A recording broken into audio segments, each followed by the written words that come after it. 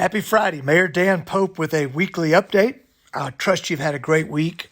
This one's coming to you via audio this week. I've had some back problems, and this is the best way to get the news your way. Let's go back and look at the council meeting on Tuesday. It was a big one. First of all, we finalized and finished our redistricting work. That process has been thorough and thoughtful. There's been a lot of input to it. It's been very transparent. I think all seven of us feel good about where we ended. Second, we had a deep dive into our next step in our transition to ERCOT. Now, you'll recall that in September of 2015, the Lubbock City Council, as a council before ours, made the decision to move towards ERCOT. We've worked hard on that transition. 70% of our electric load moved to the ERCOT grid earlier this year. The balance of that will move in the middle of 2023. Our next big step as we think about ERCOT is opting into electric competition. Now, this has been contemplated since the decision to ERCOT was made, and this would allow you to choose who you get your power from. For many, many years, in fact, for more than 90 years, you could choose Lubbock Power and Light or Southwest Public Service. This would broaden that, certainly. And it's really, I think, valuable for you to watch that part of our meeting. You can watch it on the city website at the council meetings video on demand. Very good presentation by LPNL staff that lays it out.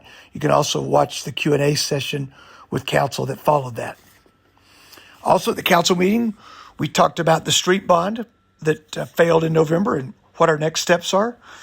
We will consider that again in January. I think to summarize that, the council believes that that's got to go back to the voters in some form, maybe the same form. We probably need more input before doing so. And I think there's a question about the timing on that. I think it's likely to come back next year, but not in May.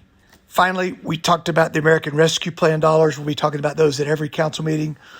No funding decisions made, but further down the road in sort of allocation of those dollars. Remember that we can't allocate those dollars without taking formal action.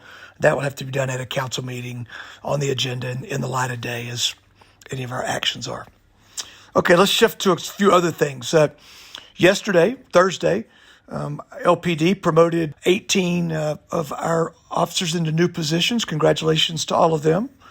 If you're thinking about Santa Land and getting your kids out to that Lubbock tradition, it's at McKenzie Park. It's very much worth your time. Kids and grandkids, lots of fun.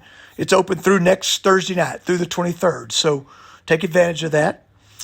You may have seen the news that minor league men's soccer is coming to Lubbock.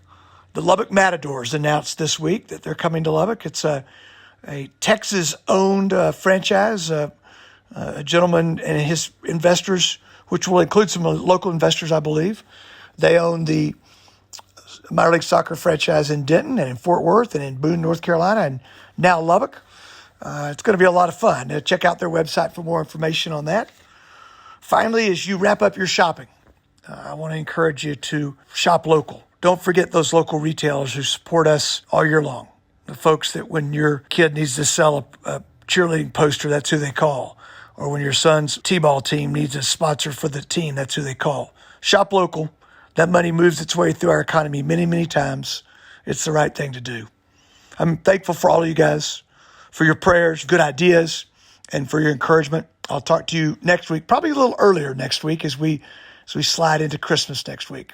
Merry Christmas to all of you.